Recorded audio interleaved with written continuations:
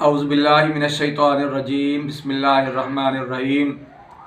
हर सुनने वाले कान और देखने वाली आँख को रूहानी तबीब चैनल की तरफ से अस्सलामु अलैकुम वरहमतुल्लाहि वबरकातुहू।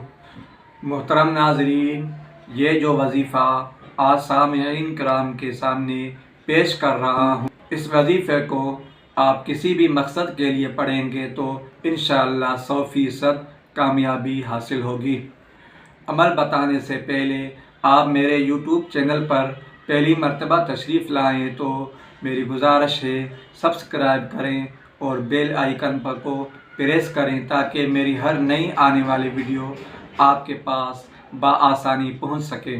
तो सामीन, अब आते हैं वजीफ़ा की तरफ। सूरतुल इखलास को फजर की नमाज के बाद में या मगरिब के बाद में 100 मरतबा आप इस तरतीब से पढ़ें। 2 जानों बैठ करके आपने अमल को करना है और बाद में आप अपने मकसद के कामयाबी के लिए अल्लाह सुब्हानहू व तआला से दुआ करें। इंशाअल्लाह 100% आपको कामयाबी मिलेगी।